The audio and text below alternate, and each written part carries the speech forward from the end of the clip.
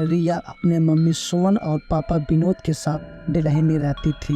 वह हर साल अपने मम्मी पापा के साथ गर्मी की छुट्टियों में ननिहाल जाती थी। उसका ननिहाल अलीगढ़ जिले में है।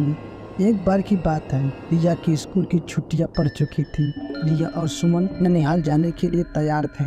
विनोद को ऑफिस में काफ़ी काम होने की वजह से शाम को छुट्टी मिल पाई। दिन ढल चुका था। सुमन ने कहा, अब रहने दो, अब जाने का समय नहीं है, सुबह होते ही हम अलीगढ़ के लिए निकल जाएंगे।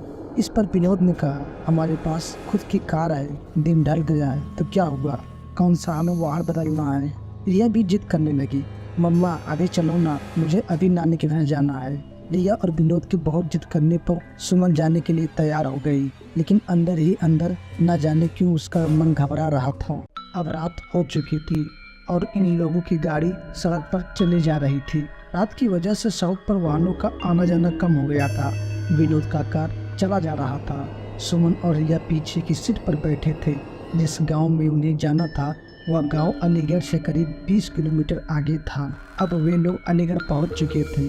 आगे का रास्ता कच्चा और सुनसान था। वहाँ कोई आता जाता भी नहीं दिख रहा था। गाड़ी अब कच्चे रास्ते पर चली जा रही थी। थोड़ी ही दूर चलने पर गाड़ी अचानक रुक गई। रिया ने पापा विनोद से कहा, पापा क्या हुआ, गाड़ी बंद कैसे हो गई। विनोद ने कहा, पता नहीं बेटा, उतर कर देखता हूँ। सुमन ने कहा, जल्दी देखिए और यहाँ से चलिए, कितना सुनसान रास्ता है, मुझे कुछ अच्छा नहीं लग रहा। कार से उतर कर विनोद ने गाड़ी के बोनट को खोलकर देखा, लेकिन गाड़ी में कहीं कोई कमी नहीं थी। वह कार के अंदर आकर बैठ गया और कुछ सोचने लगा। तभी सुमन ने कहा, क्या हुआ, चलिए ना। विनोद अभी भी कुछ सोच रहा था। फिर सुमन ने रिया के पापा यानी विनोद के कंधे को पकड़कर जोर से हिलाया और कहा, क्या हुआ, क्या सोचने लगी। मैं कह रही हूँ चलिए यहाँ से, यहाँ मुझे बहुत अजीब सा लग रहा है। एक तो सुनसान रास्ता, ऊपर से रात। तब विनोद ने कहा, मैं ये सोच रहा हूँ कि गाड़ी में कोई खराबी नहीं है, फिर गाड़ी रुक क्यों गई। देखिए क्या पता गाड़ी स्टार्ट हो जाए। तब विनोद ने गाड़ी स्टार्ट करने के लिए चाबी घुमाई और गाड़ी स्टार्ट हो गई। अब कार दोबारा उस रात के अंधेरे को चीरते हुए फिर आगे बढ़ने लगी। अभी थोड़ी ही दूर कार चली थी कि रिया चिल्लाई, मम्मी। एकदम से विनोद ने कार को रोका। मम्मी पापा रिया से कहने लगी, क्या हुआ बेटा, चीखी क्यों। इस पर रिया ने कहा, पापा मुझे ऐसा लगा जैसे हमारी कार के नीचे एक आदमी और औरत आ गए हैं। विनोद ने कहा, नहीं बेटा, ऐसा कुछ नहीं है। अगर वह औरत आदमी हमारे कार के नीचे आ जाते तो हमें भी तो पता चलता, और वैसे भी रात बहुत हो गई है, मुझे नहीं लगता ऐसे में कोई इस रास्ते पर हम लोग के अलावा भी होगा। रिया की आंखें डर से फटी हुई थी और वह कह रही थी, नहीं पापा, ट्रस्ट में मैंने देखा उन आदमी औरत को। सुमन ने कहा, गाड़ी थोड़ी तेज चलाइए। गाड़ी की रफ्तार विनोद तेज कर दी। तभी कार के शीशे में विनोद को एक डरावना चेहरा दिखाई दिया। इस डरावने चेहरे को देखते ही विनोद का हाथ स्टीयरिंग से छूटा और गाड़ी का बैलेंस बिगड़ने की वजह से गाड़ी इधर उधर चलने लगी। जैसे तैसे करके विनोद ने अपने आप को और गाड़ी को संभाला। तभी सामने एक औरत आदमी दिखाई दी जो गाड़ी रोकने का इशारा कर रहे थे, लेकिन विनोद ने गाड़ी नहीं रोकी, बल्कि गाड़ी की रफ्तार और तेज कर ली, क्योंकि अभी तक वो रिया की बात पर विश्वास नहीं कर रहे थे। और अचानक से उन दोनों आदमी औरत का ऐसे कार के सामने आना और निपट मारना सुमन और विनोद को डर से भर देने के लिए काफी था। विनोद तो पसीने से लथपथ गाड़ी को अंधाधुंध रफ्तार को भगाया जा रहा था। अरे ये क्या, वो औरत और आदमी जिनको विनोद ने पीछे छोड़ा था फिर सामने खड़ी थी और गाड़ी रोकने का इशारा कर रहे थे। अब तो इन तीनों, रिया, सुमन और विनोद की जान तो जैसे मानो मुंह में आ गई थी। अचानक सुमन का फोन बजा।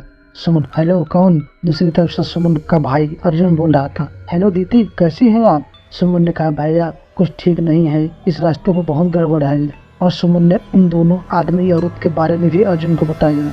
तब अर्जुन ने कहा, दीदी आप चिंता मत करो, मैं अभी आता हूँ। और 10 से 15 मिनट बाद ही अर्जुन वहाँ रास्ते पर खड़ा था। विनोद ने गाड़ी रोकी और कहा, अच्छा हुआ अर्जुन तुम आ गए, पता नहीं क्या हो रहा था हमारे साथ, कुछ समझ नहीं आ रहा था। अर्जुन ने कहा, कोई बात नहीं जीजा जी, मैं आ गया हूँ ना, अब आपको कोई प्रॉब्लम नहीं होगी।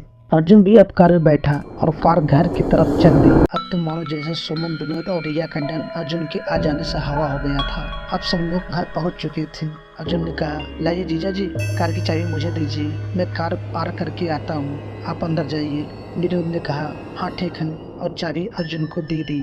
जैसे ही रिया और उसकी मम्मी सुमन, पापा, विनोद ने घर में एंटर किया, तीनों चौंक पड़े घर में सब लोग रो रहे थे और सामने किसी की लाश पड़ी थी। यह देखकर सुमन और विनोद दंग थे कि क्या हुआ है घर में, और हमें अर्जुन ने बताया ही नहीं। सुमन की माँ ने रोते हुए सुमन से कहा, बेटा तेरा भाई अर्जुन अब इस दुनिया में नहीं रहा। इतना सुनते ही सुमन, विनोद और रिया को पैरों तले मानक जमीन ही खसक गई। सुमन को विश्वास ही नहीं हुआ था क्योंकि जो भाई घर के बाहर था उसके साथ था, घर में उसकी लाश पड़ी हुई थी। यह देखने के लिए कि कहीं यह मेरा वहम तो नहीं। सुमन ने अर्जुन के चेहरे से कफन हटाया और हाँ, यह सच था, सामने जो लाश पड़ी थी वह अर्जुन की ही थी। सुमन के पिता ने बताया कि रात 9 बजे अर्जुन अपनी बाइक से घर आ रहा था, तभी उसकी बाइक को एक ट्रक ने जोरदार टक्कर मारी, जिससे उसके सर में चोट आ गई और मौके पर ही उसकी मौत हो गई। अगर अर्जुन मर चुका था तो जो उन तीनों के साथ कार में बैठकर घर तक आया वो कौन था? दोस्तों, कभी कभी ऐसा ही होता है कि हमारे अपने हमसे दूर जाने के बाद भी किसी न किसी वजह से जुड़े रह जाते हैं, जैसे घर के किसी सदस्य बनने वाले का हद से ज़्यादा प्रेम, या और भी बहुत सारी वजह हो सकती है।